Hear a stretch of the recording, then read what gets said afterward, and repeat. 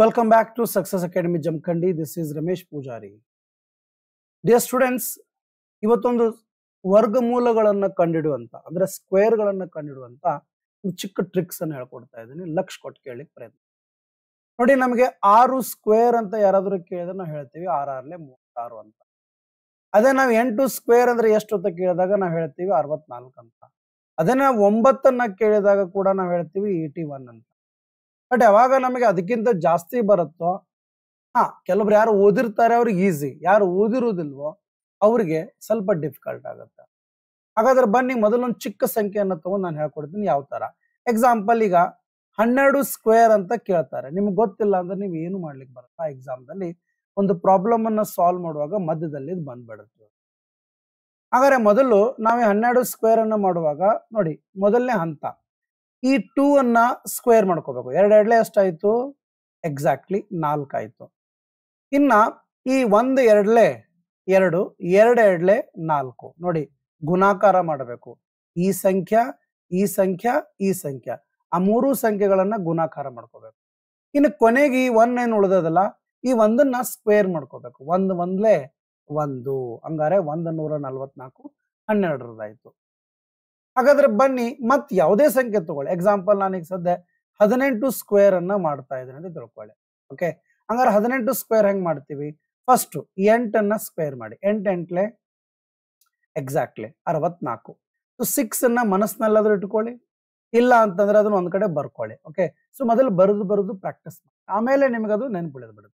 8 8 64 ಹಂಗಾರೆ 6 ಮೇಲ್ಗಡೆ 4 ಕೆಳಗಡೆ. ಇದು ಉತ್ತರದ ಭಾಗ ತಿಳ್ತಾ. ಓಕೆ, ಸೊ 8 8 64 ಆಯ್ತು, 4 ಬಂತು. ಹಂಗಾರೆ ಇನ್ನ 1 8 8 8 2 16 16 ಆಯ್ತಾ. 16ಕ್ಕೆ ಈ 6ಅನ್ನ ಕೂಡಿಸಿ ಎಷ್ಟಾಯ್ತು? 16 6 22. ಮತ್ತೆ 2 ಕೈಲ ಇಲ್ಲಿ 2 ತಗೋಬೇಕು. ತಿಳಿತಾರಿ? ಇನ್ನ 1 1 1 ಈ ಸಂಖ್ಯೆಯನ್ನ ಸ್ಕ್ವೇರ್ ಮಾಡತ್ ಹೇಳಿದೆ ನಾನು. ಮೊದಲು 8ನ್ನ ಸ್ಕ್ವೇರು, ಆಮೇಲೆ ಉಳಿದ ಎಲ್ಲಾ ನಂಬರ್ಗಳನ್ನ ಮಲ್ಟಿಪ್ಲೈ, ಕೊನೆಯ ನಂಬರ್ 1 ಅಥವಾ 2 3 ಯಾವ್ದು ತಗೊಂಡಿರ್ತಾರೋ ಅಲ್ಲಿ ಏನಿರುತ್ತೋ ಅದನ್ನ ಸ್ಕ್ವೇರ್ ಮಾಡ್ಕೋಬೇಕು. 1 1 1 ಪ್ಲಸ್ 2 ಎಷ್ಟಾಯ್ತು? 3. ಹಂಗಾರೆ ನೀವು ಕ್ಯಾಲ್ಕುಲೇಟರ್ ಅನ್ನ ತೆಗೆದು ನೋಡಬಹುದು. 18 18 ಎಷ್ಟಾಗುತ್ತೆ? 324 ಆಗುತ್ತೆ. ಹಾಗಾದ್ರೆ ಬನ್ನಿ ಇದೇ ರೀತಿಯಾಗಿ ನಾವು ಮತ್ತೊಂದು ದೊಡ್ಡ ನಂಬರ್ ಅನ್ನ, ಅಂದ್ರೆ ಇದರ ಅರ್ಥ ಒಂದ್ ಸ್ವಲ್ಪ ಬಿಗ್ ನಂಬರ್ ಅನ್ನ ತಗೊಳ್ಳೋಣ. ಎಕ್ಸಾಂಪಲ್ ಈಗ ಸದ್ಯ ನಾನು 24 ಸ್ಕ್ವೇರ್ ಅನ್ನ ನೋಡ್ತೇನೆ.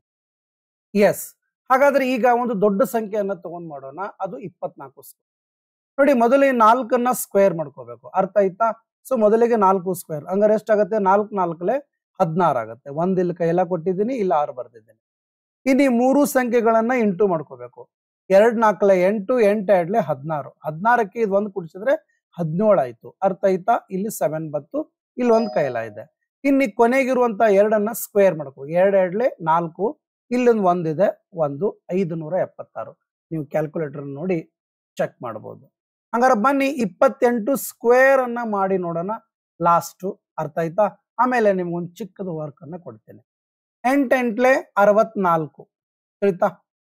ಇನ್ನ 2 8 16, 16 2 32, 32 6 38 ತಿಳಿತಾ. 2 2 4, ಇಲ್ಲಿ 3 ಇದೆ, 7 784. ಹಂಗಾದ್ರೆ ಬನ್ನಿ 28 ಇಂಟು 28 ಮಾಡಿದಾಗ 784 ಬರುತ್ತೆ. ಹಾಗಾದ್ರೆ ನೋಡೋಣ ಕಮೆಂಟ್ ಸೆಕ್ಷನ್ ಅಲ್ಲಿ 38 ಸ್ಕ್ವೇರ್ ಎಷ್ಟಾಗುತ್ತೆ ಅನ್ನೋದನ್ನ ನೀವು ಹೇಳಲಿಕ್ಕೆ ಪ್ರಯತ್ನ ಪಡಿ. Thank you very much my dear students. I hope ನಿಮಗೆ ಈ ಒಂದು ಶಾರ್ಟ್ ಕಟ್ ಟ್ರಿಕ್ಸ್ ದಿಂದ ಅತಿ ಹೆಚ್ಚಿನ ಮಾಹಿತಿ ತಿಳಿದಿದ್ದೇ ಆಗಿದ್ರೆ ಕಮೆಂಟ್ ಸೆಕ್ಷನ್ ಅಲ್ಲಿ ನಿಮ್ಮ ಆನ್ಸರ್ನ ಟೈಪ್ ಮಾಡಿ, ಹಾಗೂ I can get the job ಅಥವಾ ಐ ಕ್ಯಾನ್ ಅನ್ನುವಂತಹ ಒಂದು ಕಮೆಂಟ್ ಅನ್ನ ಮಾಡೋದ್ರ ಮುಖಾಂತರ ನಿಮ್ಮ ಕಾನ್ಫಿಡೆನ್ಸ್ ಅನ್ನ ಬೂಸ್ಟ್ ಮಾಡ್ಕೊಳ್ಳಿಕ್ಕೆ ಪ್ರಯತ್ನ ಪಡಿ. ಬಾಯ್.